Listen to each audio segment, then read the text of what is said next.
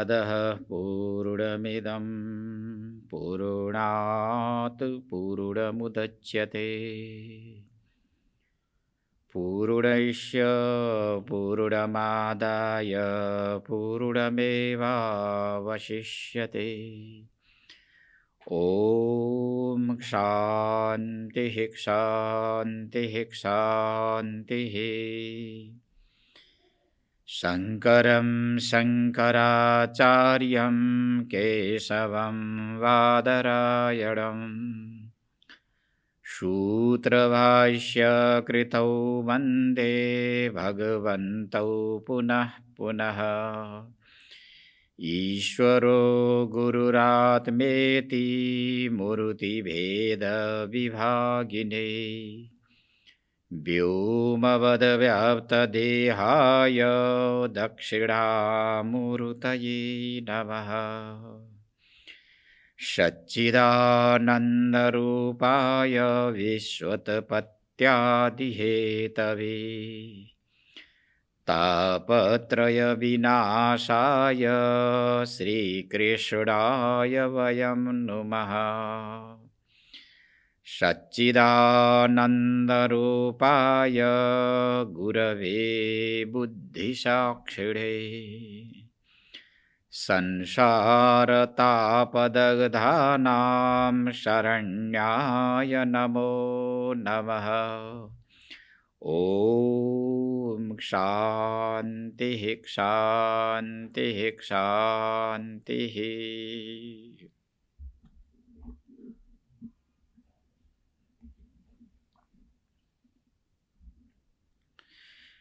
दुर्लभो मानुषो देहो देहिनां क्षणभङ्गुरः तत्रापि दुर्लभं मन्ये वैकुण्ठप्रियदर्शनम्। अथ आत्यन्तिकं क्षेमं पृच्छामि भवतो नघः संसारेऽस्मिन् क्षणार्धोऽपि सत्सङ्गः सेवधीर्नृणाम्। धर्मान् भागवतान् ब्रूत यदि नः श्रुतये क्षमम्। यहि प्रसन्न प्रपन्नाय दास्यत्यात्मानमप्यजः।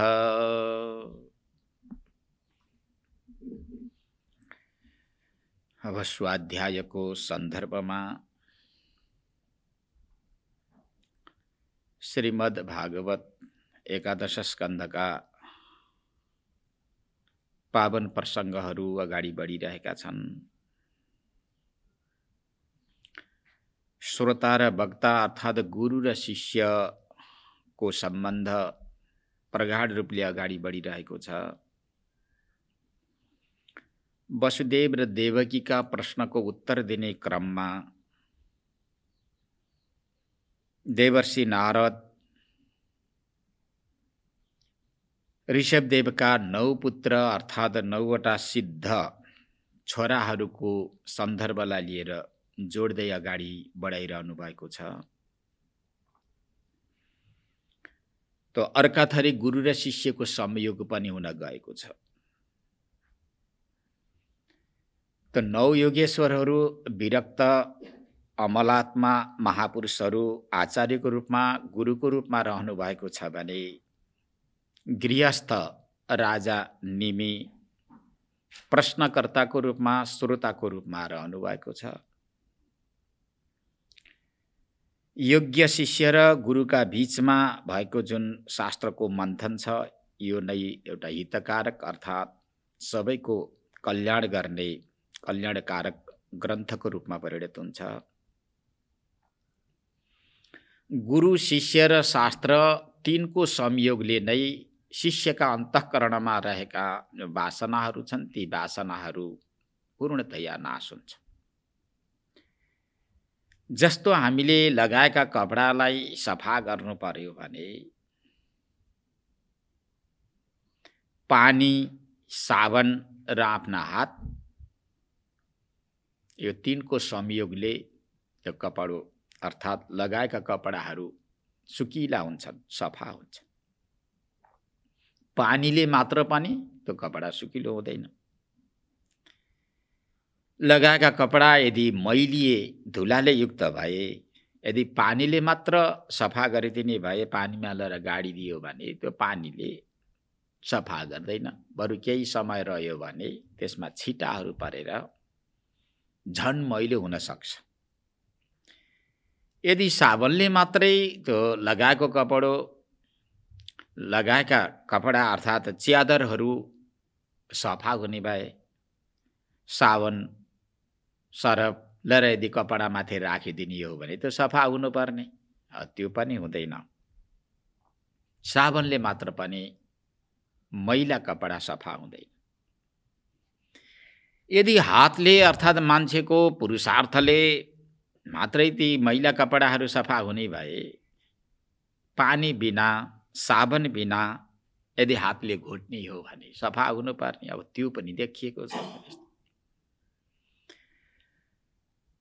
त यी धुला मैलाले युक्त भएका कपडाहरूलाई सफा गर्न पर्यो, शिष्ट राम्रा गराउन पर्यो भने पानी साबुन र हातको संयोग हुनु अनिवार्य जसरी छ त्यो त्यस्तै प्रकारले शिष्यका अन्तःकरणमा रहेका अनादिकालका कुवासना कुसंस्कारहरूलाई यदि नाश गर्नु परेको छ भने, अर्थात् जन्म मृत्यु जरा व्याधिको यो रोगदेखि बच्नु छ, मुक्तात्मा बन्नु छ भने गुरु शिष्य र शास्त्र यो तीनको संयोगको अनिवार्यता छ। गुरु ज्ञानी हुनुहुन्छ, ब्रह्मज्ञानी हुनुहुन्छ, तर योग्य शिष्य अगाडि शिष्य मुद्रामा रहेन भने पनि ज्ञानले काम दिँदैन। शिष्यका ती शङ्का समाधान हुँदैन। र शास्त्रले मात्रै यदि कसैलाई ज्ञानी बनाउने हो भने अब शास्त्र सबैका हुन सक्छन्। उपनिषद, गीता, ब्रह्मसूत्र, श्रीमद् भागवत जस्ता ग्रन्थ अब सबैका साथमा हुन सक्छन्। किनेर ल्याए भो र घरमा राखे भो, सिरनमा राखेर सुते भो, र त्यो शास्त्रले मात्र पनि कोही ज्ञानी हुन सक्छ। यदि मुमुक्षु जिज्ञासु शिष्य छ पनि यदि शास्त्र भएन र गुरु हुनु भएन भने त्यसलाई कृतार्थ बनाइदिने कसले, त्यो पनि अधुरै रहन्छ। गुरु शिष्य र शास्त्र तिनको यदि संयोग भयो भने अवश्य नै शिष्यका हृदयमा रहेका अनादिकालका खराब वासना, खराब संस्कार अवश्य नै नाश हुन्छ र कृतकृत्यताको अनुभूति गर्न सक्छ शिष्यले। र जति पनि हाम्रा ग्रन्थहरू छन् गुरु शिष्यको जो संवादद्वारा नै प्रारम्भ भएका छन्, हामीले सङ्केत गर्दै आएका छौँ। त यहाँ राजर्षि निमि शिष्यको रूपमा रहनु भएको छ। यज्ञ पुरुष परमात्माको आराधना गरिरहनु भएको थियो, जसको सङ्केत हामीले हिजोको स्वाध्यायमा गरिसकेका छौँ। विधिवत यज्ञ प्रारम्भ गरिएको थियो। त्यो यज्ञले के गर्छ, यज्ञ के को लागि गर्ने, यी अहिले विभिन्न प्रकारका सङ्घ संस्थाहरू पलाएका छन्, यी पन्थाहरूलाई सर्जन गरेका छन्। ती पन्थाका जो पथिकहरू छन्, पक्षधरहरू छन्, अथवा उनीहरूले भन्छन् कि देवताको पूजा गर्नु पर्दैन, यज्ञ गर्नु पर्दैन, बसेर ध्यान मात्रै गरे हुन्छ, मन्दिरमा किन जाने, मन्दिरमा रहेका देवताको दर्शन किन गर्ने, भित्रै फर्के हुन्छ भन् यस्ता यस्ता उपदेशहरू पनि दिन्छन् शिष्यहरूलाई। त्यति छिटो कसैको पनि मन भित्रतिर फर्कदैन। यद्यपि हो चैतन्य स्वरूप परब्रह्म परमात्मा भित्र छ, आत्माको रूपले विद्यमान छ, भित्र छता पनि मन अत्यन्त चञ्चल, चित्त पनि चञ्चल, बुद्धि मलिन, अहङ्कार पनि सारा सांसारिक वस्तु पद पदार्थलाई लिएर मात्र उसले गर्जना गरिरहेको छ। यस्ता अन्तःकरणले भित्र आत्मा छ, चैतन्य छता पनि जान्न सक्दैन, प्रवेश गर्न सक्दैन। भित्र रहेको आत्मा चैतन्यको अनुभूति हुनको लागि सर्वप्रथम यी अन्तःकरण अत्यन्त परिमार्जित हुनुपर्छ, शुद्ध हुनुपर्छ, भित्र प्रवेश गर्न लायकका बनाउनु पर्दछ।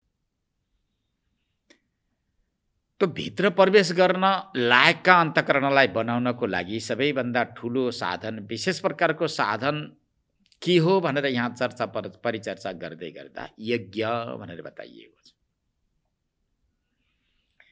यज्ञमा ब्राह्मणको सम्मान हुन्छ, अभ्यागतहरूको सम्मान हुन्छ। ब्राह्मण र अभ्यागतहरूमा भगवत बुद्धि हुन्छ।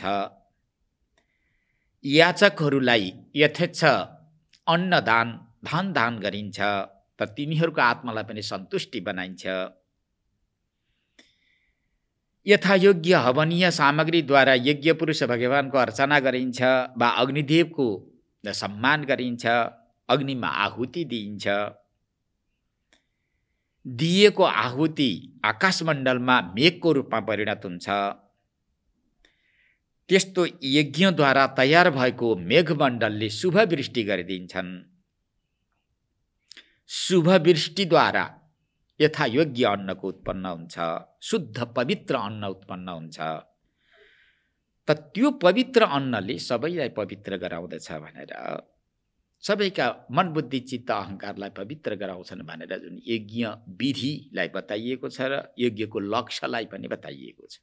त्यसैले यज्ञ गर्नु, यज्ञ किन गर्ने भनेर कसैले पनि शङ्का सन्देह नगर्नु।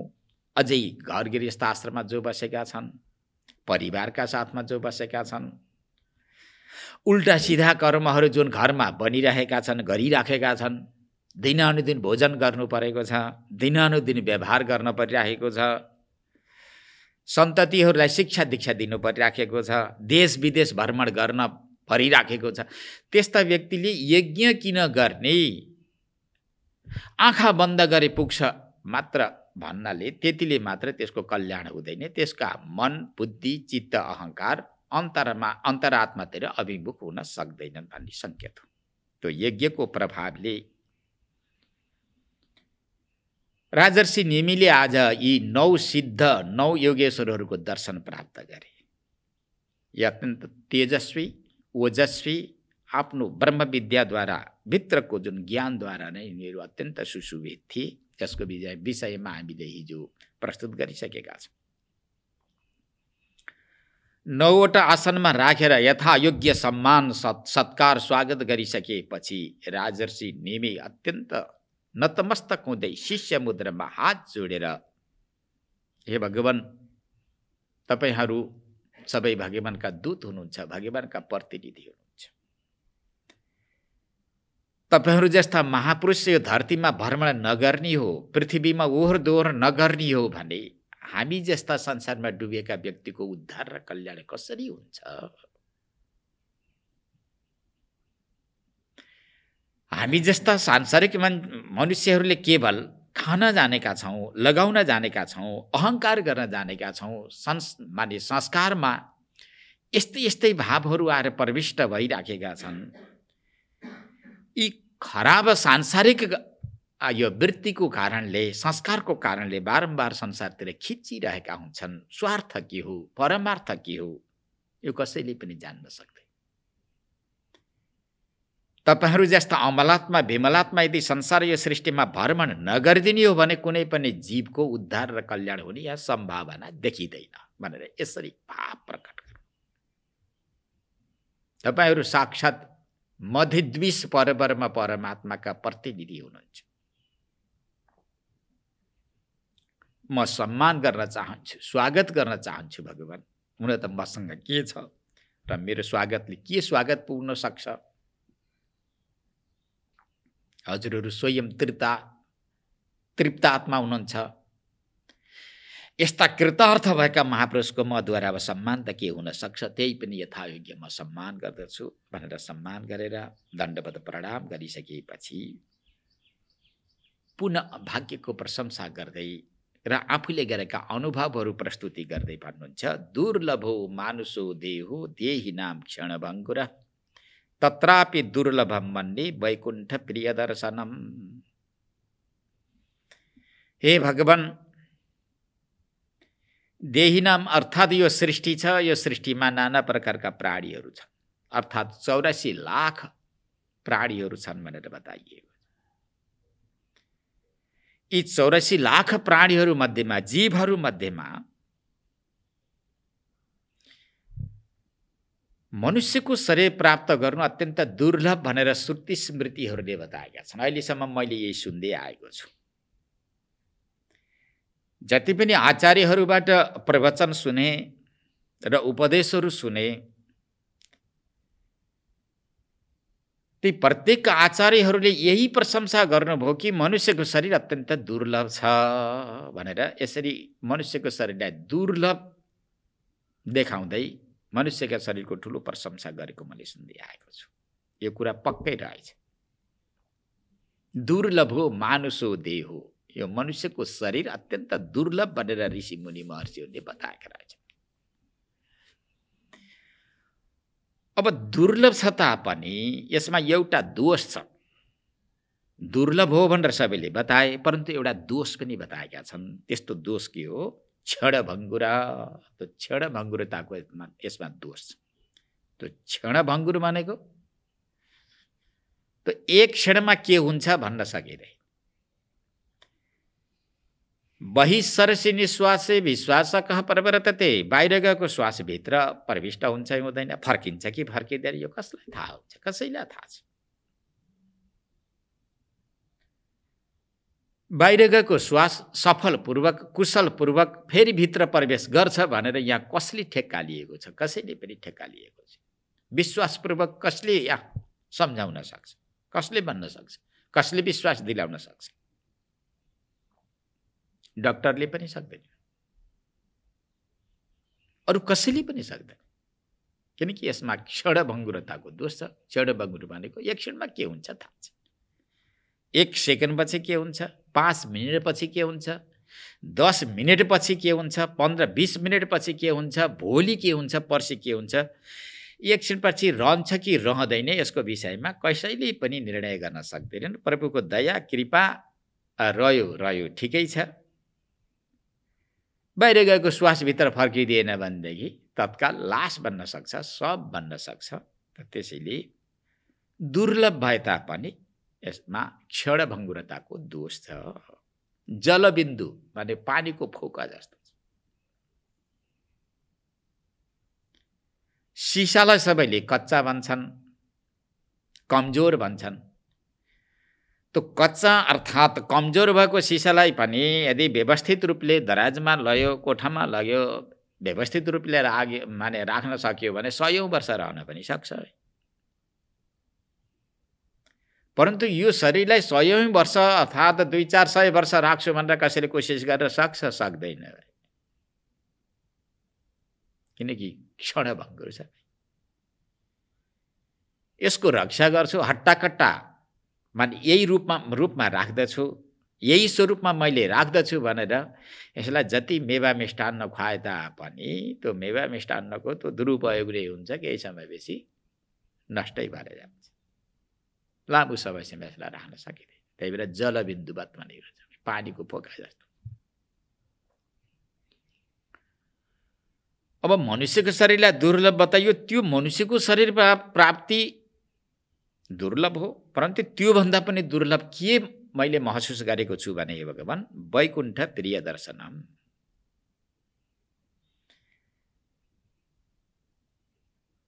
भगवान वासुदेवका प्रियजन, प्रिय भक्तको दर्शन प्राप्त गर्न यो अझै दुर्लभ अर्थात् विशेष प्रकारको दुर्लभ भएको कुरा मैले महसुस गरेको छु। भगवान वासुदेवका जुन भक्त छन्, हरिका भक्त छन्, परमात्माका विशेष प्रकारका भक्त, परमात्माका भक्त भनेका अत्यन्त समर्पित भएका, मन बुद्धि चित्त अहङ्कारलाई पूर्णतया समर्पण गरेका, अहम बुद्धि नभएका, जे जति वस्तु पद पदार्थहरू छन् यी सारा वस्तु पद पदार्थ भगवानका सम्पत्ति हुन्, मेरा सम्पत्ति हैनन्, यहाँ मेरो केही पनि छैन, यस प्रकारको भावना गरेर बसेका। वैकुण्ठ प्रिय दर्शन, भगवान वासुदेवका प्रिय भक्त, ती प्रिय भक्तको जुन दर्शन हुनु यो अत्यन्त दुर्लभ भनेर यो अहम भन्ने मैले यस्तो मानेको छु। आज हजुरहरूको दर्शन प्राप्त गरेँ, म अत्यन्त कृतार्थ छु भनेर कृतार्थता प्रकट गर्नु। अब यहाँ केही मीमांसा हुन्छ, केही विचार हुन्छ, यस विषयमा केही विचार गर्नु आवश्यकता देखिन्छ। अब यो मनुष्यको शरीरमा राजर्षि निमिले किन दुर्लभ देखाउनु भयो, महर्षि वेदव्यासले दुर्लभ किन देखाउनु भयो, यस्तै अन्य ऋषिमुनि महर्षिहरूले पनि तत्तत ग्रन्थमा हेर्दा मनुष्यको शरीर अत्यन्त दुर्लभ छ, दुर्लभ छ, दुर्लभ छ भनेर बताइरहनु भएको छ। त किन दुर्लभ देखाउनु भयो? यहाँ छोटो मीमांसा। मनुष्यको शरीरद्वारा नै धर्म, अर्थ, काम, मोक्ष 4 प्रकारका पुरुषार्थ सिद्ध हुन सक्ने भएको भएर मनुष्यको शरीरलाई दुर्लभ भनिएको हो। यही हो मुख्य अर्थ।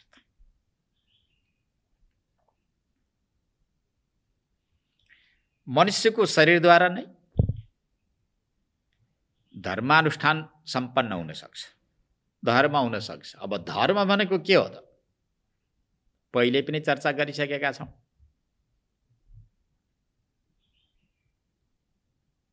परब्रह्म परमात्मालाई प्राप्त गर्ने जो कर्महरू छन् ती कर्मलाई नै धर्म भनेर बताइएको छ, जसद्वारा जीवन अत्यन्त पवित्र होस्, अन्तःकरण परिमार्जित हौँ, प्रभु सम्बन्ध उपस्थापित हुन सकोस्।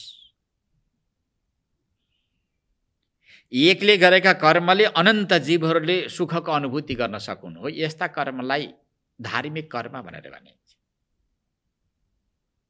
मनुष्यले चाह्यो भने एकजना व्यक्तिले गरेका कर्मले लखौँ लाख जीवहरूले सुखको अनुभूति गर्न सक्छ, सारा जीवहरू कृतार्थ हुन सक्दछ। जस्तो उदाहरणको लागि महर्षि वेदव्यासले वेद मन्थन गरेर श्रीमद् भागवत जस्ता ग्रन्थ निर्माण गराइदिनु भयो। यस्ता अनन्त ग्रन्थहरू निर्माण गराइदिनु भयो। यी ग्रन्थहरू पढेर रटेर सुनेर लखौँ लाख प्राणीहरूले आफ्नो आत्माको कल्याण गरेका छन्, आफ्नो जीवलाई शिवसँग संयोजन गरिरहेका छन्। महापुरुषहरूले निष्काम कर्मयोगको पनि विधि बताउँछ।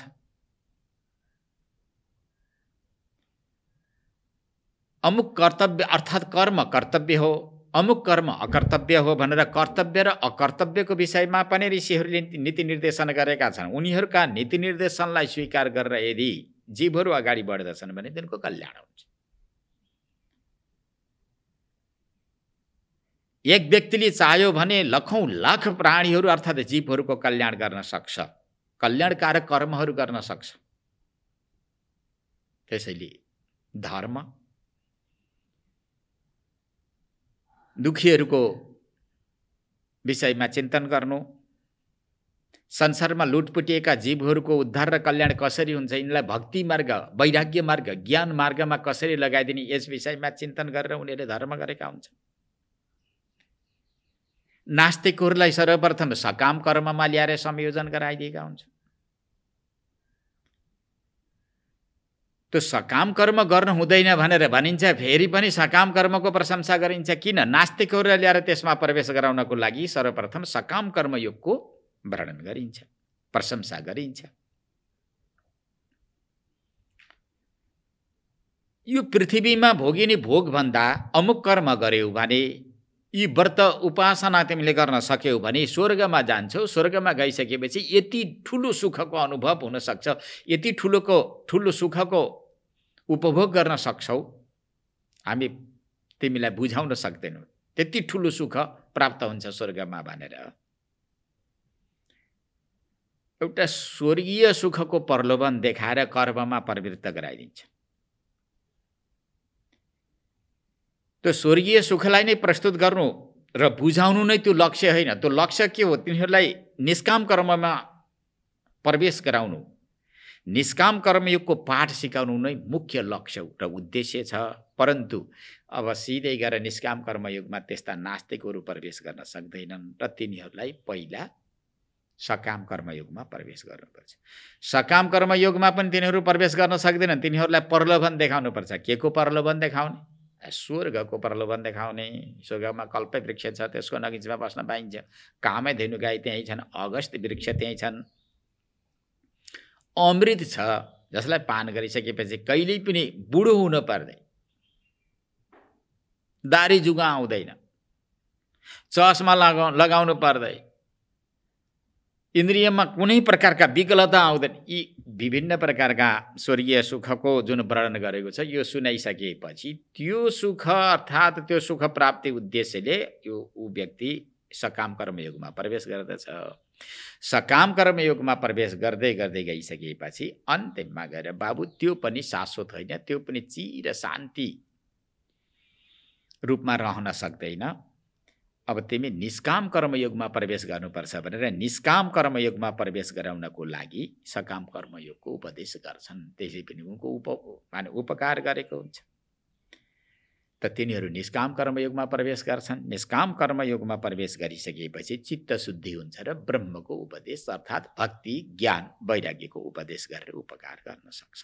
त्यसैले नास्तिकलाई सकाम कर्मयोगमा ल्याएर प्रवेश गराइदिनु, सकाम कर्मयोगमा तल्लीन भएकालाई निष्काम कर्मयोगमा ल्याएर प्रवेश गराइदिनु, निष्काम कर्मयोगमा प्रविष्ट भइसकेका व्यक्तिलाई भक्ति, ज्ञान, वैराग्यको उपदेश गरेर अन्त्यमा भुलेको आत्मालाई स्मरण गराइदिने जस्ता यी विधिहरू तयार गरिएर यी ब्रह्मज्ञानीहरूले धार्मिक व्यक्तिले ठुलो उपकार गरेका हुन्छ। त त्यसैले यो मनुष्यको शरीरद्वारा नै यी सबै कर्म हुनु सम्भव छ। मनुष्यतर शरीरद्वारा यो सम्भव छैन। एकाध कहीँ देखिएको छ, उल्लेख छ शास्त्रमा, परन्तु एउटा अपवादको रूपमा हो। तर मोक्षको लागि विशेष प्रकारको पुरुषार्थ सिद्ध गर्नको लागि मनुष्यको शरीरको नै आवश्यकता छ। दुर्लभो मानुषो देहो भनेर बताइन्छ। अब यही शरीरद्वारा धर्मपूर्वक अर्थको आर्जन पनि हुन्छ। शरीरलाई बचाउनको लागि अर्थको आवश्यकता छ। अर्थ भनेको सम्पत्ति हो। त्यो सम्पत्ति पनि धर्मपूर्वकको हुनुपर्छ, न्यायपूर्वकको हुनुपर्छ। न्यायपूर्वक सत्वगुणमा रहेर आर्जन गरेको जुन सम्पत्ति छ त्यो सम्पत्तिद्वारा नै शरीर हृष्टपुष्ट हुन्छ र परमात्मालाई जान्न योग्य हुन्छ। अर्थको विधान छ जसको विषयमा चर्चा हामीले धेरै पहिला पनि गरिसकेका छौँ। धर्म, अर्थ, काम त्यस्तो माने धर्मपूर्वक आर्जित अर्थलाई प्रयोग गरेर शरीरलाई हृष्टपुष्ट गरायो भने यो शरीरद्वारा लोकोपकार हुनसक्छ, जीवहरूको कल्याण हुनसक्छ, यो सृष्टिलाई अत्यन्त सुन्दर बनाउन सकिन्छ, भव्य, सभ्य र शिष्ट सौम्य बनाउन सकिन्छ भने अन्तिममा गएर मोक्ष, अन्तिम पुरुषार्थ भनेको मोक्ष। मनुष्यको शरीरद्वारा नै मोक्ष सम्भव छ, अन्य शरीरद्वारा सम्भव छैन भन्ने सन्दर्भलाई लिएर अब यहाँ मात्र होइन अन्यत्र पनि यो प्रसङ्ग जोडिएको छ। यही श्रीमद् भागवत एकादश स्कन्ध जसको विषयमा हामीले चर्चा चलाइराखेका छौँ, जुन स्कन्धलाई लिएर चिन्तन गरिराखेका छौँ, यही एकादश स्कन्धको 9औं अध्यायमा दत्तात्रेय भगवानले यदु महाराजलाई उपदेश गर्ने क्रममा यो प्रसङ्गलाई जोड्नु भएको छ। त्योसँग मिल्दोजुल्दो छ। अर्थात् यो श्लोकसँग, यो सन्दर्भसँग मिल्दोजुल्दो श्लोक यस्तो छ। सृष्ट्वा पुराणी विविधा न्यजयात्मशक्त्या वृक्षान् सरीसृप पशुन् खगदं समत्स्यान् तैस्तैरतुष्ट हृदय पुरुषं विधाय ब्रह्मा बलोकधीषणं मुदमापदेव भनेर ठिक यो दुर्लभो मानुषो देह यो पदसँग संयोजित हुने भएको भएर मैले यसलाई उद्धृत गरेँ। यद्यपि त्यहीँ गएर व्याख्या पनि गरिन्छ। परब्रह्म परमात्माले सृष्टि गर्नुभयो अरे। के सृष्टि गर्नुभयो? मनुष्यको शरीरदेखि इतर सृष्टि गर्नुभयो, इतर शरीरको रक्षा माने रचना गर्नुभयो। सृष्ट्वा पुराणी विविधा न्यजयात्मशक्त्या आफ्नै वैष्णवी मायालाई साथमा राखेर, आफ्नी शक्ति मायालाई साथमा राखेर विभिन्न प्रकारका प्राणीहरूको रचना गर्नुभयो। त के गर्नुभयो भनेर त्यहाँ जिज्ञासा उपस्थापित भएको थियो र उत्तरमा वृक्षान वृक्षहरू बनाउनु भयो। एउटा वृक्ष होइन, धेरै वृक्षको रचना गर्नुभयो। सरीसृप भनेको सर्पहरू, खगदंश मत्स्यान भनेका पक्षीहरू, लामखुट्टेहरू, जलभित्र रहेका प्राणीहरू, माछा आदि गरिएका प्राणीहरू, त्यहाँ जलभित्रको माछालाई मत्स्यान भनेर माछाको शरीरलाई लिँदा बित्तिकै जलभित्र रहेका यावत प्राणीहरूलाई लिइन्छ। दंश भनेका यी डाँसहरू भए, लामखुट्टेहरू भन्दा बित्तिकै यी ती तरहका सारा जीवहरूलाई लिइन्छ, ती सारा शरीरहरूलाई रचना गर्नुभयो अरे। वृक्ष पनि एक प्रकारका होइन, अनन्त प्रकारका वृक्षहरूलाई रचना गर्नुभयो। वृक्षान सरीसृप पशुन खगदंश मत्स्यान, जस्तै लर्केर हिँड्ने सर्केर हिँड्ने प्राणीहरूको रचना गर्नु, जलभित्रका प्राणीहरूको पनि रक्षा गर्नु। यी सारा रचना गरिसकेपछि मनुष्यको रचना गर्नुभएको छैन। तैस्तै अतुष्ट हृदय, ती सारा रचना गर्दा पनि रचयिता परब्रह्म परमात्माको हृदय सन्तुष्टि हुन सकेन। परमात्माले विचार गर्यो अरे यतिका रचना गरिसकेपछि मेरो मन सन्तुष्टि हुनुपर्ने, त्यो सन्तुष्टि किन हुँदैन भनेर चिन्तन र विचार गर्न थाल्नुभयो अरे। चिन्तन र विचार गर्दा विशेष प्रकारको सृष्टि मैले गर्न सकेको रहन्छु, अर्थात् शरीरलाई रचना गर्न सकेको रहन्छु, जुन शरीरद्वारा आत्मा र अनात्माको विवेचना हुन सकोस्, त्यस्तो शरीरको रचना गर्न सकेको रहन्छु भन्ने विचार गर्नुभयो र पुरुषम विधाय भनेको, पुरुषम भनेको मनुष्यको शरीरलाई निर्माण गर्नुभयो अरे। तस्तै रतुष्ट हृदय पुरुषम विधाय, पुरुषम भनेको मनुष्यको शरीर रचना गर्नुभयो। मनुष्यको शरीर रचना गरिसकेपछि मुद माप देव, देव भनेको सृष्टिकर्ता परब्रह्म परमात्मा अत्यन्त सन्तुष्टि हुने, बल्ल ठिक भयो, मैले ठिक सृष्टि गरेँ। त त्यस्तो शरीरमा के गुण छ र फेरि सृष्टि रचयिता परमात्माले सन्तुष्टि लिनुभयो, सन्तुष्टि मान्नुभयो भन्ने जिज्ञासा आएको थियो। ब्रह्मा बलोकधिषणम, जुन शरीरद्वारा ब्रह्म अवलोकन, ब्रह्मको अनुभूति हुन सक्छ, चैतन्य आत्माको दिव्य अनुभूति हुन सक्छ, व्यापक रहेको परब्रह्म परमात्माको अनुभूति हुन सक्छ यो शरीरद्वारा। त्यसैले यो शरीरको रचना गरिसकेपछि रचयिता परब्रह्म परमात्मा पनि सन्तुष्टि हुनुभयो भन्ने प्रसङ्ग दत्तात्रेय भगवानले राजर्षि यदुलाई उपदेश गर्ने क्रममा बताउनु भएको छ। ऐतरेयोपनिषदमा पनि यो प्रसङ्ग आउँछ। म एक्लै छु, अब यी लोकान्तरहरूको रचना गर्छु भनेर परब्रह्म परमात्माले विचार गर्यो अरे। यहाँ यो दुर्लभ मानुषो देह, यो मानुषो देह अर्थात् मनुष्यको शरीर अत्यन्त दुर्लभ छ भन्ने सन्दर्भलाई लिएर यो बताइरहेछ। यो सन्दर्भ पनि अत्यन्त सान्दर्भिक छ। श्रोताहरूले यदि ऐतरेयोपनिषद पढ्नुभयो भने त्यहाँबाट थाहा हुन्छ परब्रह्म परमात्माले अब म एक्लै छु, सारा जीवहरूको भोग भोगाउनको लागि लोकान्तरलाई रचना गर्छु भन्ने कल्पना गर्नुभयो अरे। त्यो कल्पना गरिसकेपछि एउटा अन्डा, यो विश्व ब्रह्माण्डको एउटा प्रतिनिधित्व गर्ने एउटा अन्डा खडा गर्नुभयो, अन्डाको रचना गर्नुभयो। समय आइसकेपछि यसलाई सचेत गराउनु पर्यो, व्यवहारोपयोगी बनाउनु पर्यो भन्ने विचार गर्नुभयो र समयमा त्यसलाई फुटाइदिनु भयो। फुटाइसकेपछि अब सारा इन्द्रियका अधिष्ठात्री देवताहरूलाई पनि प्रवेश गरी नीति निर्देशन गरिदिनु भयो। सारा इन्द्रियहरू खडा हुन्छन् त्यसमा, अनि इन्द्रियका अधिष्ठात्री देवताहरू पनि यहाँ खडा हुन्छन्। खडा भइसकेपछि क्षुधा र तृषा पनि खडा गरिदिनु भयो अरे त्यसमा। विराट रूप अन्डाको रूपमा जसले रचना गर्यो, रचना गरिसकेपछि परब्रह्म परमात्माले इन्द्रिय गोलकहरू तयार गर्नुभयो, त त्यहाँ अधिष्ठात्री देवताहरू पनि तयार गरिदिनु भयो। अनि क्षुधा र तृषा पनि परमात्माले यहाँ खडा गरिदिइसकेपछि सारा इन्द्रियका अधिष्ठात्री देवताहरू क्षुधा र तृषाले पीडित भएका छँदा अब हामी यही शरीरमा रहेर आफ्नो अर्थलाई सिद्धि गर्न सक्दैनौँ।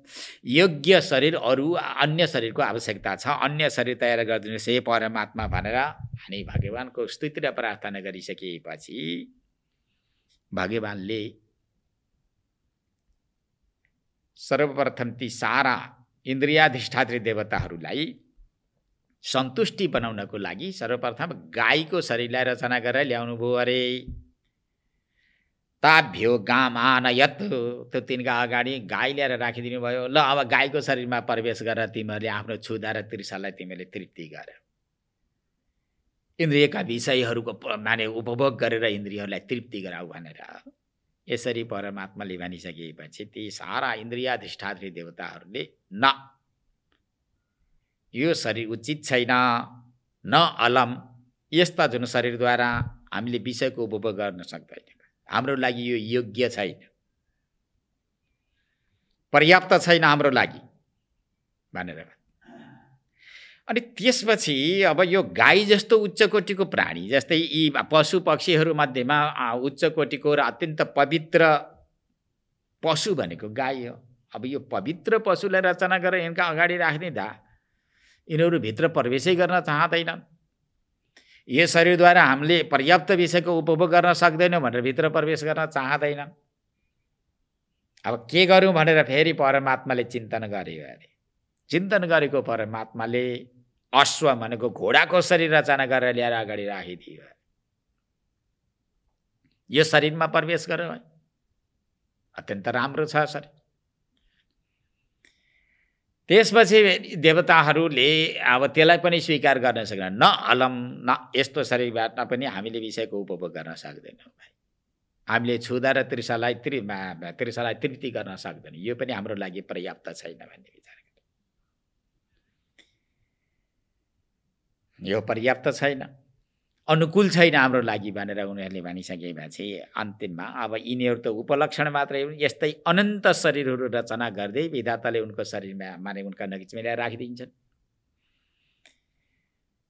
त्यसपछि ती देवताहरू, इन्द्रियाधिष्ठात्री देवताहरू प्रवेशै गर्न चाहँदैनन्, त्यसलाई स्वीकारै नगरिसकेपछि अन्तिममा पुरुषम, मनुष्यको शरीर निर्माण गरेर उनीहरूका अगाडि ल्याएर राखिदिइसकेपछि बडा प्रसन्न भयो। हो, उनीहरूले अत्यन्त कृतार्थताको अनुभूति गराउँदै ल ठिक भयो, ठिक भयो, अब ठिक भयो, हामी अत्यन्त खुसी भयो, प्रसन्न भयो भनेर प्रसन्नतालाई व्यक्त गरे उनीहरूले। त्यसपछि प्रत्येक देवताहरू ती शरीरका एक एक इन्द्रियमा अधिष्ठात्री देवको रूपमा उनीहरू प्रवेश गरे। जस्तो मुखमा अग्नि प्रकट भयो, मुख भयो, पहिला मुख प्रकट भयो भनेर लेखेको छ। अनि त्यसपछि रसनेन्द्रिय त्यहीँभित्र प्रकट हुन्छ, अनि अग्निदेव अधिष्ठात्री देवको रूपमा त्यहाँ प्रकट हुन्छन्। यस्तै माने ज्ञानेन्द्रिय, कर्मेन्द्रिय, जे जति इन्द्रियहरू छन् इन्द्रियहरू प्रकट हुन्छन् र ती इन्द्रियहरूका एक एक अधिष्ठात्री देवताहरू को रूपमा उनीहरू प्रवेश गर्दछन् र अनि विषयलाई उपभोग गर्न थाले भनेर यसरी यो ऐतरेय उपनिषदमा पनि आउँछ। को मतलब के भयो भन्दा अन्य शरीर प्राप्त गर्दा यी इन्द्रियका अधिष्ठात्री देवताहरू प्रसन्न भएनन्। मनुष्यको शरीर प्राप्त गरिसकेपछि उनीहरू अत्यन्त प्रसन्न भए, खुसी भए। अब यो शरीरद्वारा हामीले आफ्नो अर्थ सिद्धि गर्न सक्छौँ भनेर खुसी भए भन्ने प्रसङ्ग त्यहाँ आउँछ। त त्यस्तै अब यहाँ पनि दुर्लभो मानुषो देहो देहिनाम क्षणभङ्गुरः तत्रापि दुर्लभम मन्ये वैकुण्ठ प्रिय दर्शन भनेर बताए। अब यसैमा फेरि अर्को प्रसङ्ग पनि आउँछ। भगवान शङ्कराचार्यले बताउनु भएको छ। अब दुर्लभ मनुष्यको शरीर प्राप्त त सबैले बताए। दुर्लभ मनुष्यको शरीर प्राप्त भइसकेपछि यसलाई सदुपयोग गर्ने कि दुरुपयोग गर्ने त अब सदुपयोग र दुरुपयोगको पनि प्रसङ्ग आउँछ यहाँ। त के गर्नाले सदुपयोग हुन्छ यो शरीरको, त के गर्नाले यो शरीरको दुरुपयोग हुन्छ, यी इन्द्रियहरूको दुरुपयोग हुन्छ, यो विषयमा भगवान शङ्कराचार्यले विवेक चूडामणिमा बताउनुभयो। लब्ध्वा सुदुर्लभमिदं बहुशं भवान्ते मानुष्यमर्थदम नित्यमपीह धीरः तूर्णं यतेत न पते धनु मृत्यु यावन् निःश्रेयसाय विषय खलु सर्वतः स्यात् भगवान शङ्कराचार्यले बताउनुहुन्छ। त्यसको पनि तालमेल खान्छ भाइ, कसरी दुरुपयोग र सदुपयोग त। धेरै जन्मपछि यो मनुष्यको शरीर प्राप्त हुन्छ, हे मनुष्य हो भनेर बताउनुहुन्छ। धेरै जन्मपछि, धेरै कोसिस गरिसकेपछि बल्ल यो सुदुर्लभ माने दुर्लभ शरीर सुलभ हुन आउँछ।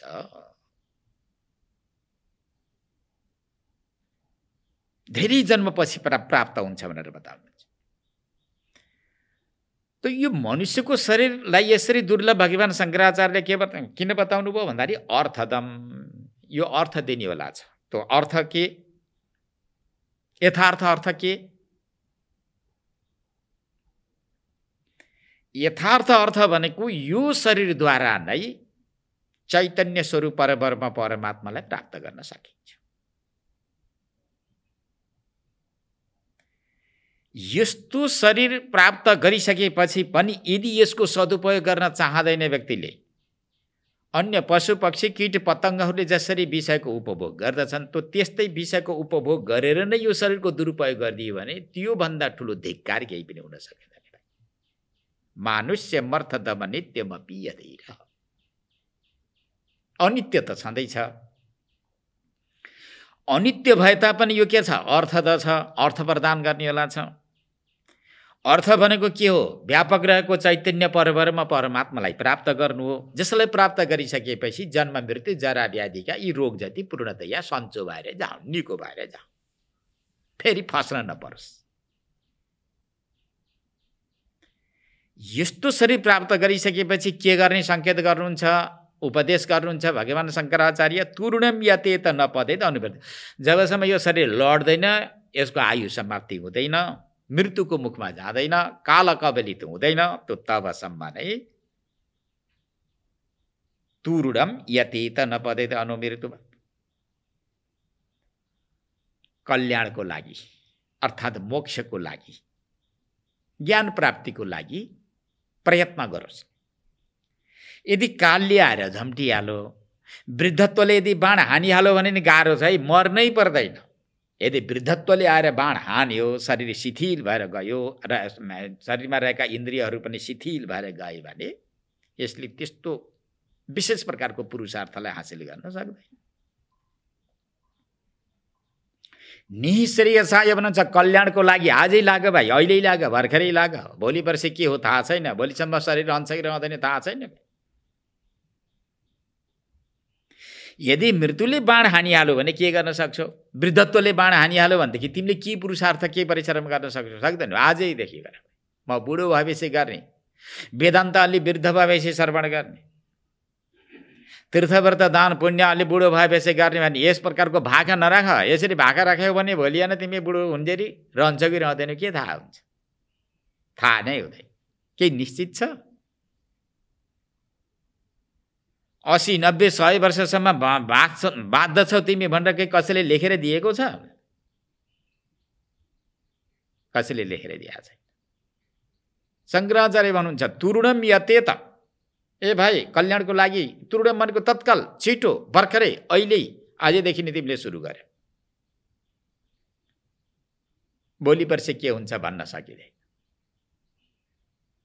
किनकि क्षणभङ्गुर भनेर यो 29 श्लोकमा आएको छ। दुर्लभो मानुषो देहो देहिनाम क्षणभङ्गुर। क्षणभङ्गुरताको दोष त यसमा छँदैछ। विषयका पछाडि मात्र लाग्यो भने त्यो ठिक हुँदैन। किनकि त्यो विषय खलु सर्वतः स्यात्। विषयको उपभोग त सर्वत्र छ, जलभित्र रहेका कीटाणुमा पनि छ अर्थात् जीवाणुहरूमा पनि छ, पृथ्वीमा रहेका अन्य प्राणीहरूमा पनि विषय छ। लाने, खाने, हिँड्ने, डुल्ने, बस्ने, तेरा मेरा त म, यो सबैमा विद्यमान छ। आकाशमा उड्ने पक्षीहरूमा पनि त्यो विषय विद्यमान छ, सुलभ छ, प्राप्त हुन्छ। खान र पाउनको लागि, रिस राग छलकपट गर्नको लागि, तर म गरेर अभिमान गर्नको लागि नै मनुष्यको शरीर प्राप्त हुनुपर्दछ भन्ने यो तिम्रो यस्तो भावना नरहोस्, त त्यसको लागि आवश्यकता छैन। यो झै झगडा गर्नु, लिने दिनु, यो सारा व्यवहार गर्नको लागि त अन्य शरीर पनि मजबुत छन्, जुन शरीरद्वारा गरे पनि हुन्छ। परन्तु यो शरीरद्वारा के गर, निश्रेयसाय, आफ्नो कल्याणको लागि कर्म गर, प्रयत्न गर, पुरुषार्थ गर भनेर। देहो गुरु मम विरक्ति, अब त्यहीँ गर। दत्तात्रेय भगवानले भन्नुहुन्छ, हे राजर्षि सुन, यो विवेक र वैराग्यको विशेष प्रकारको स्रोत भनेको मेरो लागि त यो शरीर नै भयो भन्नुहुन्छ। योसँग बडा मिल्दाजुल्दा श्लोकहरू छन् यहाँ। त्यही भएर मैले अहिले यो उद्धृत गरेको यसमा। विवेक र वैराग्य उत्पादन गराइदिने विशेष प्रकारको मेरो साधन स्रोत भनेको पनि यो स्थूल शरीर नै भयो। यद्यपि यसका पछाडि जन्म र मृत्यु छ, नाश पनि छ, फेरि जन्म पनि छ, जन्म पनि छ, मृत्यु पनि छ, तापनि यो शरीरद्वारा नै परब्रह्म परमात्मालाई जान्न सकिने भएको भएर अब यसलाई एउटा पुरुषार्थको रूपमा लिएर मैले अगाडि हिँडिराखेको छु। यो शरीरको झन् सारा भावहरूलाई देखेर मैले वैराग्य धारण गरेको छु। अब यो शरीर के छ भनेर यदि विचार गर्ने हो भने पारक्य भनेर भन्नुहुन्छ। भनेको यो स्याल कुत्ताको एउटा आहार नै हो। यदि विषयको उपभोग गर्ने एउटा कीटाणु जस्तो भएर बस्ने बाँच्ने पद्धतिलाई मात्र अपनायो भने यो के हुन्छ? यो स्याल कुत्ताको आहार हुन्छ। यो स्याल कुत्ताको आहारलाई मैले आफ्नो ठानेर बसिराखेको छु। यसले कुनै पनि अर्थ दिन सक्दैन भने यसलाई यदि विचार गर्दै जाने हो भने यो क्षणभङ्गुर छ। यसलाई जति मेवा मिष्टान्न खुवाइदिए पनि यो रहन सक्दैन, बस्न बाँच्न सक्दैन। त्यसैले अब यसका पछाडि लाग्नु हुँदैन। यसलाई माध्यम र यसलाई साधन बनाएर मोक्ष रूप पुरुषार्थलाई सिद्ध गर्नुपर्दछ भन्ने यो विचार विवेक गरेर म अगाडि बढिरहेको छु भनेर दत्तात्रेय भगवानले उपदेश गर्नुभएको छ। त त्यस्तै यहाँ दुर्लभ हो मानुषो देहो देही नाम क्षणभङ्गुर, मनुष्यको शरीरद्वारा नै मोक्ष प्राप्त हुन्छ। मोक्ष प्राप्ति उद्देश्यले नै परमात्माले दिनुभएको छ शरीरलाई। यस्तो शरीर प्राप्त गरेर पनि यदि उही सामान्य कीट पतङ्गले जस्तो विषयको उपभोग गरेका छन् त्यस्तै विषयको उपभोग गरेर दुरुपयोग गरिदियो भने त्यसभन्दा ठुलो धिक्कार केही पनि हुन सक्दैन। स आत्महा भनेर बताउनु भएको छ। त्यो आत्मघाती हुन्छ। परमात्माले जुन प्रयोजनको लागि शरीर प्रदान गर्यो त्यही प्रयोजनको लागि यदि खर्च गरेन भनेदेखि स आत्महा, त्यो आत्मघाती हुन्छ। त्यो आत्मघाती हो। आत्मघातीको कहीँ पनि प्रायश्चित्त छैन। अरू सबै गरेका पापको प्रायश्चित्त लेखेको छ शास्त्रमा। ब्रह्मलाई सिद्ध गर्न सक्ने, परमात्मालाई जान्न सक्ने उच्च कोटिको जुन शरीर प्राप्त गरेर यदि परमात्मालाई जान्न सकेन भनेदेखि त्यसलाई ब्रह्मघाती भनेर बताइएको छ। त्यसको लागि प्रायश्चित्त सृष्टि संसारमा छैन। त्यसैले तत्रापि दुर्लभम भन्ने वैकुण्ठ प्रियदर्शन। अब त्यस्तो ब्रह्मको नीति निर्देशन गर्ने, उपदेश गर्ने, ब्रह्म मार्गलाई प्रशस्त गराइदिने तपाईँ जस्ता मुनि महर्षिहरूको दर्शन अत्यन्त दुर्लभ मैले ठानेको छु भगवान। अतः आत्यन्तिकम क्षेमम पृच्छामि भवतु नगाः संसार यस्मिन् क्षणार्धोपि सत्सङ्ग सेवधेर निर्णाम।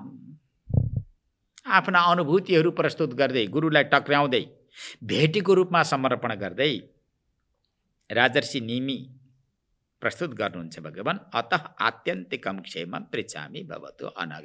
हजुरहरू पाप रहित हुनुहुन्छ। हजुरहरूमा सांसारिक वृत्तिहरू छैनन्।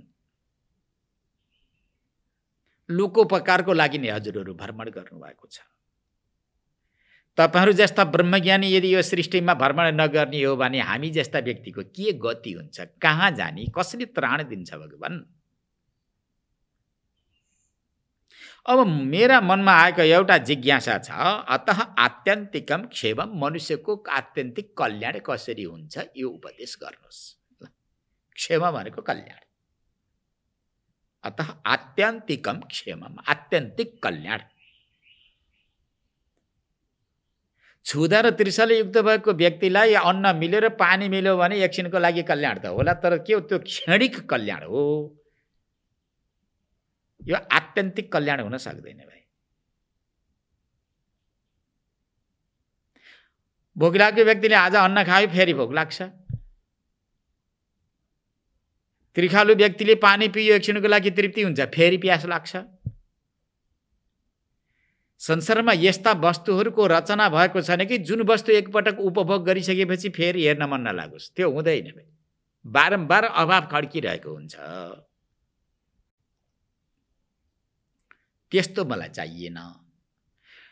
यो जीवको आत्यन्तिकम क्षेम मनको आत्यन्तिक कल्याण। जुन वस्तुको अनुभव गरिसकेपछि दोस्रो वस्तुको अनुभव गर्न बाँकी नरहोस्, जुन वस्तुको दर्शन गरिसकेपछि फेरि द्वितीय वस्तुको दर्शन गर्न बाँकी नरहोस्, जसको विषयमा सुनिसकेपछि अब अन्य वस्तुको विषयमा सुन्न बाँकी नरहोस्, जसको अनुभव गरिसकेपछि कृतार्थता आओस्, अन्य वस्तु पद पदार्थको अनुभव गर्न बाँकी केही पनि नरहोस्, हो त्यस्तो वस्तुको उपदेश गर्नुहोस्। अतः आत्यन्तिकम क्षेम पृच्छामि भवतु अनघा। हे पाप रहित मुनि हो, त हजुरहरूलाई अब आत्यन्तिक कल्याण कसरी हुन्छ जीवको, यस विषयमा सोध्न चाहन्छु मैले। संसारेस्मिन् क्षणार्धे, अस्मिन् संसारे, यो संसारमा अर्धक्षण अपि भनेको आधा क्षण, एक क्षण, एक निमेष पनि जो सत्सङ्ग तपाईँ जस्ता महापुरुषहरूको जुन सत्सङ्ग हुन्छ त्यो सत्सङ्ग कस्तो छ, से भदै निर्णय ठुलो यो खानी जस्तो छ, कल्याणको खानी। सेवाधेर निर्णाम भनेको मनुष्यहरूको लागि सेवादी भनेको एउटा ठुलो खानी छ।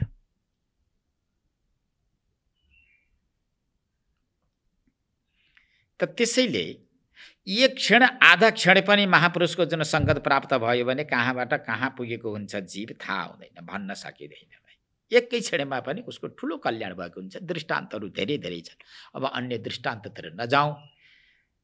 यहाँ व्याधका प्रसङ्ग आउँछन्, चरित्रविहीन व्यक्तिका जुन प्रसङ्गहरू आउँछन्, नीतिकारहरूले पनि बताएका छन्। चरित्रविहीन व्यक्तिको एक क्षणको सङ्गत भयो, त्यो सङ्गतले त्यो कहाँबाट कहाँ पुगेको हुन्छ थाहा हुँदैन। त त्यसैले यो संसारमा आधा क्षण पनि तपाईँहरू जस्ता अमलात्मा विमलात्माहरूको जुन सङ्गत हितकारक छ, पथ्य छ, त्यो सङ्गतले ठुलो कल्याण गर्दछ। सेवादी भनेको त्यो एउटा खानी हो। सामान्य व्यक्तिले एउटा संसारमा धन सम्पत्तिको इच्छा गरेको व्यक्तिले एउटा सुवर्णको खानी पायो भने जस्तो उसले आफूलाई कृतार्थ भएको ठान्दछ। त त्यस्तै प्रकारले तपाईँहरू जस्ता महापुरुषको सङ्गत यो अत्यन्त हितकारक हुन्छ भगवान। अब म मेरा हृदयमा रहेका जो जिज्ञासाहरू छन् यी सोध्न चाहन्छु। धर्मान भागवतान ब्रूत यदि न श्रुतये क्षमम। अब अर्को कुरा, भागवतान धर्मान पृच्छामि। यो भागवत धर्म भनेर केलाई भनिन्छ भगवान, यसको विषयमा पनि यदि मेरा कान सुन्ने योग्य छन्, हजुरहरूका दिव्य उपदेश श्रवण गर्न यदि म योग्य छु, अब यो शिष्य यो जिज्ञासुलाई हामीले यो उपदेश गर्दा हाम्रो उपदेशको दुरुपयोग हुँदैन भने तपाईँहरूलाई यदि आत्मविश्वास छ भने, किनकि पहिला त गुरुमा आत्मविश्वास हुनु पर्यो।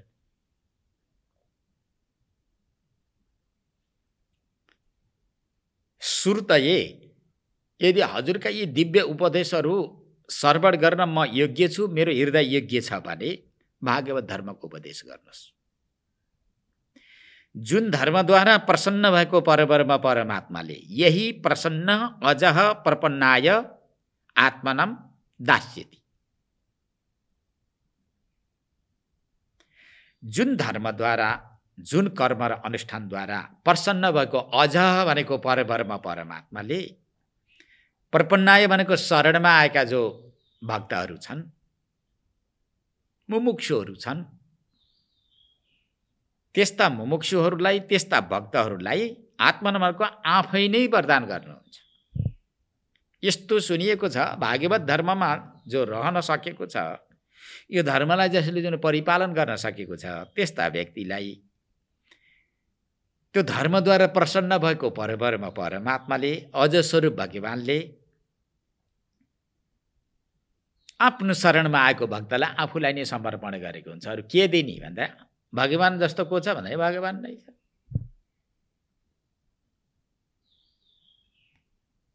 उपासना गरेका भक्तले, आराधना गरेको भक्तले भगवानसँग गएर उसले के एउटा गाउँ माग्ला, ठुलो गाउँ माने मैले ठिक गरेँ भन्ला, ठुलो गाउँ मागेर पनि त्यसले केही माग्न सकेका छैन। राज्य मागेर पनि त्यसले केही माग्न सकेन। त्यसदेखि अतिरिक्त पदार्थ त कुरै छोडिदिनु भाइ। इन्द्रियद्वारा उपभोग गरिने कुनै पनि वस्तु पदार्थ परमात्माका नजिकमा गएर माग्यो र अनि मैले धेरै चिजहरू मागेँ भन्न थाल्यो भने त्यसले केही माग्न सकेको छैन। त्यसको बुद्धिले भ्याएको छ।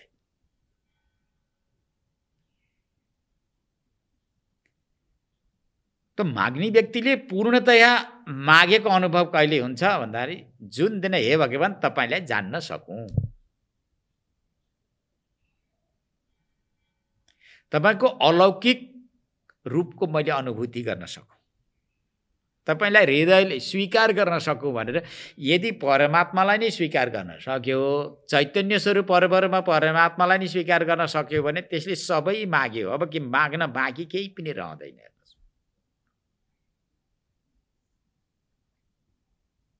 परमात्मालाई नै माग्यो। परमात्मालाई माग्नु भनेको आत्मालाई जान्नु। आत्मालाई जानिसकेपछि त्यो व्यक्तिले संसारमा माग्न बाँकी केही पनि रहँदैन, ऊ कृतार्थ हुन्छ। कुनै वस्तु मागेर कुनै वस्तु प्राप्त गरेर अब म कृतार्थ हुन्छु अझै पाउन बाँकी छ भने त्यसभित्र केही पनि बाँकी रहँदैन। त त्यसैले त्यही व्यक्ति बाठो हो अरे, त्यही व्यक्ति संसारमा चतुर हो। त्यो व्यक्तिले नै योग्य कर्म सम्पादन गरिसक्यो। जुन व्यक्तिले हे भगवान हजुरलाई जान्न सकौँ, बुझ्न सकौँ, सर्वे पादा हस्ति पादा, सबैका पाउ जति हात्तीको पाउभित्र अड्छन् अरे। हात्तीको भन्दा ठुला पाउ भएका कोही पनि हुँदैनन् अरे।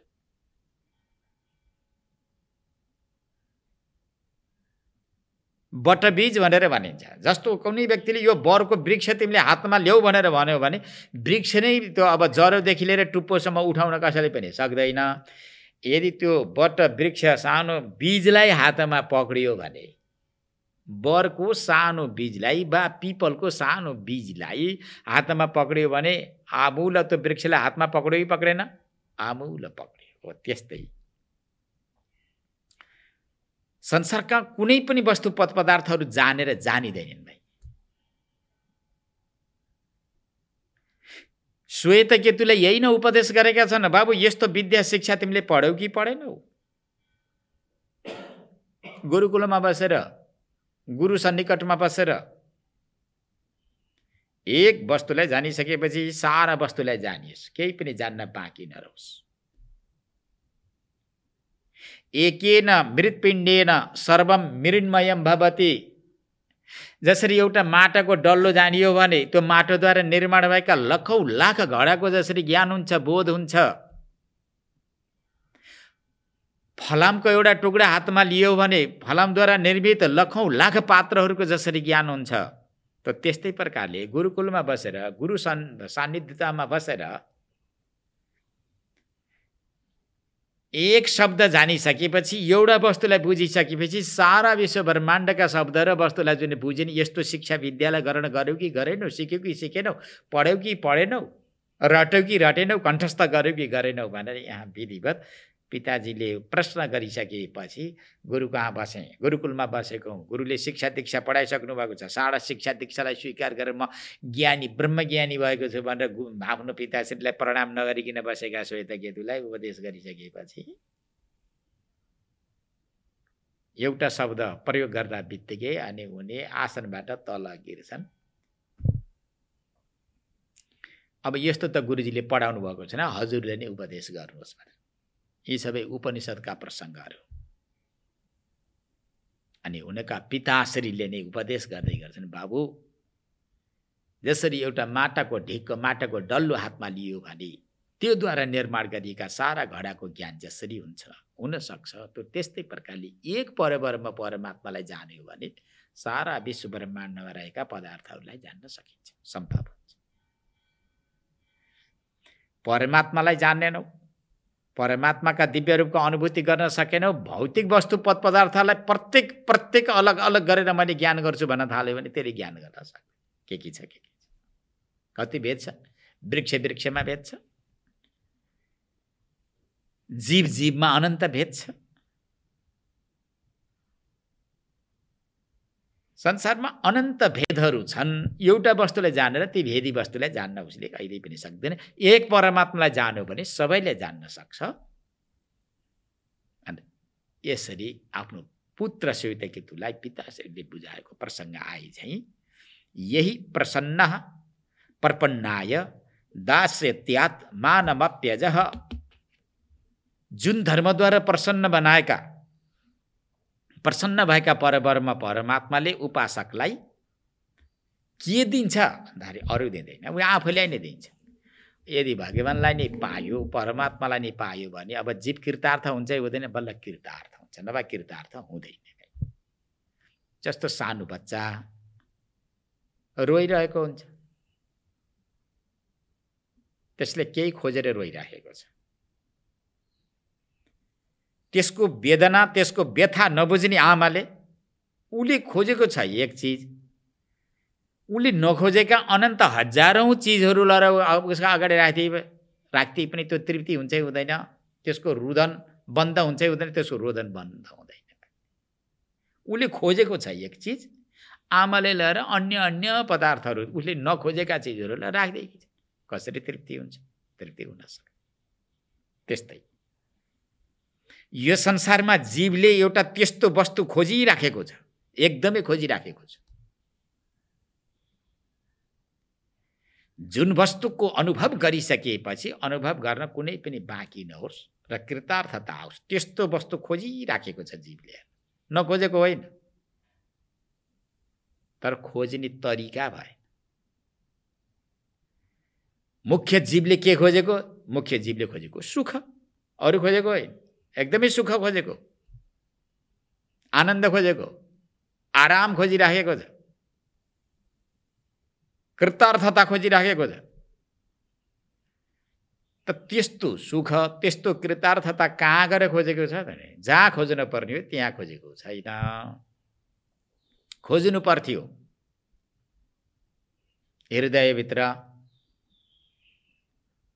खोज्नु पर्थ्यो अन्तःकरणभित्र। खोज्यो कहाँ भन्दाखेरि आँखाद्वारा बाहिर गएर, कानद्वारा बाहिर गएर, नाकद्वारा बाहिर गएर, जिउराद्वारा बाहिर गएर, शब्द स्पर्श रूप रस गन्धमा आनन्द खोज्न थाल्यो। शब्द स्पर्श रूप रस गन्धमा उसले सुखको अनुभूति गर्न चाह्यो।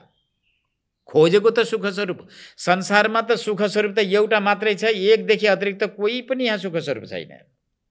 सुख स्वरूप भनेको त एक मात्रै हो, त्यो हो परमात्मा। सुख स्वरूप भनेको आत्मा। तर जीवले खोज्न अवश्य नै खोजेको छ, तडपिराखेको छ। कस्ता माने यो सुन्दर वस्तु देखेर म तृप्ति हुन्छ कि, त्यो वस्तु देखेर तृप्ति हुन्छ कि भनेर नयाँ रूपको अवलोकन गर्न चाहिरहेको छ। नयाँ जिह्वाद्वारा नयाँ रसानुभूति, रस चाखेर म कृतार्थ हुन्छु कि भनेर अब जिउराको पक्षधर भनेर संसार त हिँडिरहेको छ। छालालाई माध्यम बनाएर संसारमा गएर स्पर्शको ज्ञान गरेर म सुखी हुन्छु भनेर हिँडिराखेको छ। अर्थात् यो एउटा सङ्केत मात्रै हो। समग्र रूपमा शब्द स्पर्श रूप रसको पक्षधर बनेर म सुखी हुन्छु भनेर सुखको अनुभूति गर्न चाहेको छ। परन्तु शब्द स्पर्श रूप रस गन्धका पछाडि लाएर जीव कदापि सुखी हुन सक्दैन। सुख एकातिर छ, खोज्यो अर्कातिर। बुढीको सियो कोठाभित्र हराएछ अरे, अनि उज्यालो भएको ठाउँमा, बत्ती बलेको ठाउँमा गएर यसो लखर गर्दै खोज्दै रहेछन्। के खोजेको बुढी आऊ भन्दा बाबु मेरो सियो हराएर सियो खोजेको हो भने एकछिन ती युवकहरू, ठिटाहरू, सहयोगीहरूले खोज्न लागे, भेटिएन। बुढी आऊ भेटिएन सियो। कहाँ खसेको? बाबु टाँक लगाउँदाखेरि कोठाभित्र खसेको। त्यो जहाँ खसेको उहीँ खोज्नु पर्थ्यो नि। बुढी आऊ यो बाटो मारे किन खोजेको? बाबुको कोठो अँध्यारो रहेछ, बाटोमा उज्यालो बत्ती रहेछ र यहाँ खोजेको भन्थिन् अरे बुढी। उज्यालो छ भन्दैमा जहाँ सियो हराएको होइन त्यहाँ गएर खोजेर भेटिन्छ र भेटिँदैन। अँधेरो भए पनि जहाँ खसेको हो, जहाँ हराएको हो त्यो ठाउँमा खोज्यो भने भेटिन्छ। हो त्यस्तै यो जीवात्मा शब्द स्पर्श रूप रस गन्ध यी के छन् भने प्रत्यक्ष छन्, अप्रत्यक्ष छैनन्। आँखाले रूप देखो, यो मेरो मान्छे भनेर टक्क आनन्द आइहाल्छ। जिह्वाको विषय रस हो, त्यो पनि एकदमै प्रत्यक्ष छ। जिउरा राखिदियो भने तितो मिठो गुलियो नुनेलो जे हुने त्यो पनि प्रत्यक्ष हुन्छ। अर्थात् इन्द्रियका विषयहरू प्रत्यक्ष छन्। प्रत्यक्षतिर जीवात्मालाई अब अभिमुख हुन अत्यन्त सजिलो छ। परब्रह्म परमात्मा अप्रत्यक्ष हो। अप्रत्यक्षतिर यो जीव बोल्न माने फर्कन असाध्य गाह्रो छ, कठिनाइ छ। तर कहाँ छ? अप्रत्यक्षतिर छ।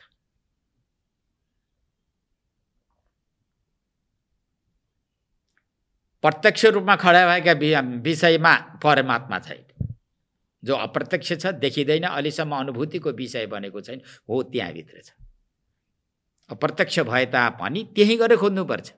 अँधेरो भए तापनि जहाँ खसेको हो त्यहीँ गएर खोज्यो भने बुढीले सियो भेटाउँछ भने जस्तै परमात्मा अदृष्ट छ, अप्रत्यक्ष छ तापनि त्यो अप्रत्यक्षलाई पनि प्रत्यक्ष बनाइदिने साधनहरू छन्। अदृष्टलाई पनि दृष्ट बनाइदिने साधनहरू छन्। अगम्यलाई पनि गम्य बनाइदिने साधनहरू छन्। साधन कमी त छैन नि। अब त्यस्ता साधनको पक्षधर नहुने, शब्द स्पर्श रूप रस गन्ध जसरी प्रत्यक्ष छन् त्यस्तै परमात्मा नि प्रत्यक्ष भइदियोस्। ठ्याक्कै आँखाले देखौँ, हातले अँगालो हालौँ, अङ्कमाल गर्न पाऊँ। यिनी विषय जस्तै प्रत्यक्ष देख्न चाहन्छन्, अनुभव गर्न चाहन्छन् जीवहरूले, त त्यसरी हुन सक्दैन भन्ने सङ्केत त यी श्लोकमा गर्नुभयो। त्यसपछि देवर्षि नारदले वसुदेव र देवकीलाई सङ्केत गर्दै यहाँ भन्नुभएको छ, एवं ते निमिना पृष्ठा वसुदेव महत्तमाः प्रतिपूज्या ब्रुवन् प्रीत्या सदस्यर्त्विजं निरुपम्। वसुदेवेन धीमता, अत्यन्त बुद्धिमान भएका वसुदेवले सोधिएका जुन प्रश्नको उत्तर दिने क्रममा निमि राजालाई निमित्त बनाएर निमि राजाको जुन प्रसङ्ग ल्याएर अब यहाँ बुझाउँदै हुनुहुन्छ। निमि राजाले गरिएका प्रश्नको ठुलो सम्मान गर्नुभयो। कवीर हरिरन्तरिक्ष प्रबुद्ध पिपलायन आविर होत्रोथ दुर्मिलस्तमस कर भाजन, यी 9 योगेश्वरहरूले राजर्षि निमिले जुन सोधिएका प्रश्नलाई प्रशंसा गर्न थाले। प्रतिपूज्य भनेको एकदमै सम्मान गरे। योग्य प्रश्न। एउटा त भागवत धर्मको विषयमा उपदेश गर्नुहोस् भनेर प्रश्न गरे। अर्को त जीवात्माको आत्यन्तिकम क्षेम भनेको आत्यन्तिक कल्याण हुन्छ कसरी भन्ने विषयमा प्रश्न गरिसकेपछि यो प्रश्नको सम्मान गरे ऋषिहरूले, मनन गरे। सबैको हितलाई ध्यानमा राखेर तपाईँले प्रश्न गर्नुभएको छ भन्ने आशय पनि व्यक्त गरे। र अब आफ्ना सदस्यहरू, त्यहाँ रहेका ऋत्विजहरू, यज्ञ जुन याज्ञिक ब्राह्मणहरू, यी सबैका बिचमा बसेर प्रश्न गरिरहेका राजर्षि निमिको सम्मान गर्दै अब यी 9 योगेश्वर मध्येमा प्रथम योगेश्वर कवि नाम गरेका ऋषिले, योगेश्वरले उनका प्रश्नको उत्तर प्रारम्भ गर्नुहुन्छ, जसको नाम कवि छ। कौति उपदिशति आत्मतत्त्वमिति कवि। उपदिशति आत्मतत्त्वम् इति कवि।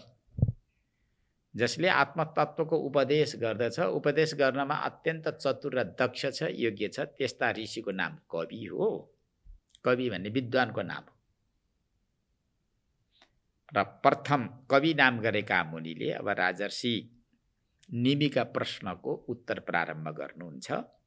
यो 33 श्लोकदेखि अब उत्तर विचित्र छन्। अब 9वटा प्रश्न कर्मिक रूपले गर्नुहुन्छ र 9 ऋषिहरूले यी 9वटा उत्तर अत्यन्त सान्दर्भिक सौम्य मुद्रामा, भद्र मुद्रामा उपदेश गर्नुहुन्छ। बडा विचित्र अब प्रसङ्ग प्रारम्भ भएको छ। यो प्रसङ्गलाई भोलि प्रारम्भ गरौँला। हरिओम तत्सत, हरिओम तत्सत, हरिओम तत्सत।